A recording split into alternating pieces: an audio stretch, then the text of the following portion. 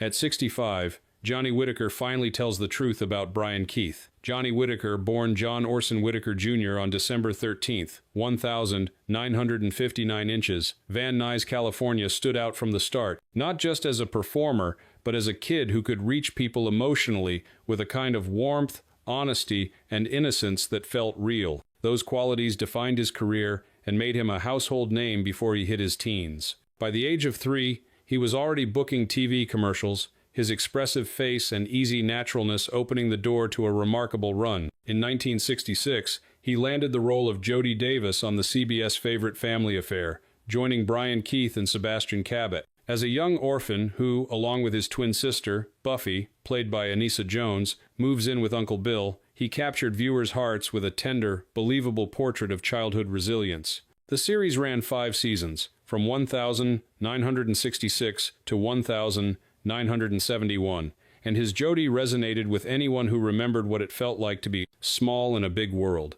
On screen, you could see the bond, a cast that truly felt like family. Off-screen, Keith became a father figure whose guidance would shape Whitaker for years. After Family Affair ended, Whitaker made the tricky leap into features. In 1972, he earned wide praise for The Biscuit Eater, a heartfelt story of a boy and his dog that proved he could carry a film with genuine feeling.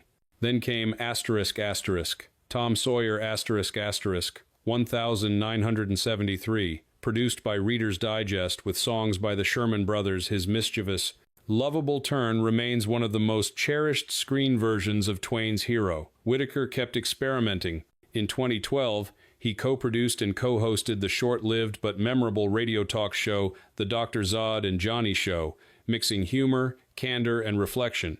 The following year, in 2013, he stepped onto the stage with the Judson Theater Company in To Kill a Mockingbird, taking the bench as Judge Taylor, a cameo, with quiet authority that showed how much craft he'd gathered over time. And in 2016, he delighted old and new fans with a nostalgic appearance in Amazon's Sigmund and the Sea Monsters reboot, playing Zack, a cranky boat owner sparring with David Arquette's salty Captain Barnabas. The premiere even featured cameos by Sid and Marty Krofft, a warm nod to the original 1970 Seconds universe where Whitaker first made magic. Across radio, stage, and screen, one thread stayed constant: storytelling. Whether through humor or pathos, Whitaker's spark never dimmed each project, revealing a different facet, from comedic timing to dramatic depth to pure nostalgia.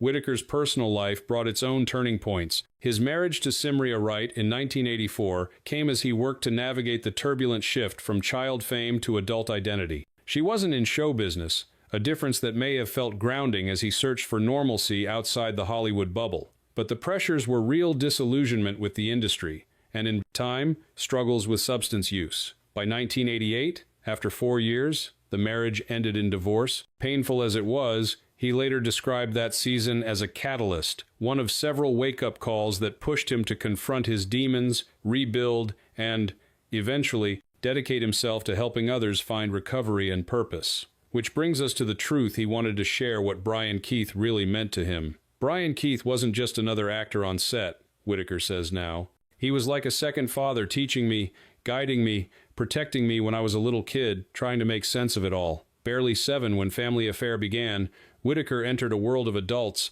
long hours, and expectations. In the middle of it, Keith was the steady hand. Tough, yes, gruff at times, but unmistakably kind. Between takes, he joked with the kids, walked them through the meaning of their lines, and delivered the lesson Whitaker still lives by. Don't just say the words, Johnny. Believe them. That note has shaped his work for over 50 years. It wasn't all easy. Keith could be intimidating. The voice, the presence, the weight he carried inside.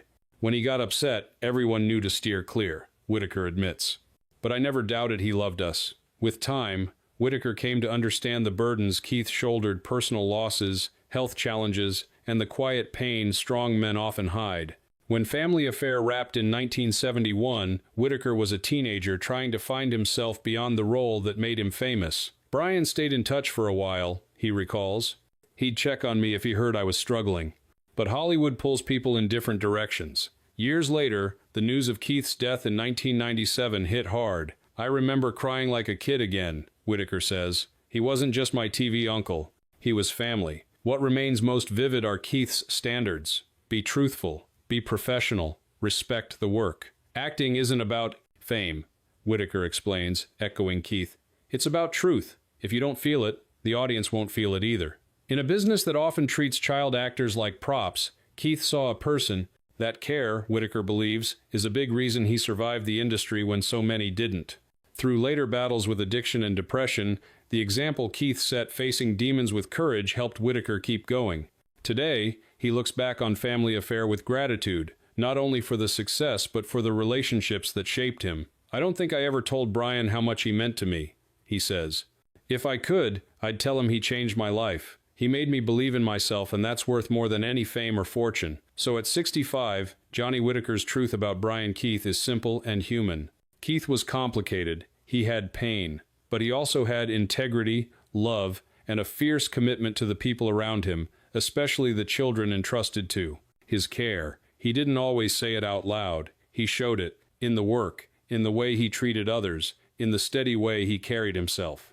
Whitaker's hope is that fans remember Keith not just for iconic roles, but for the quiet depth behind them. Brian was my hero, he concludes.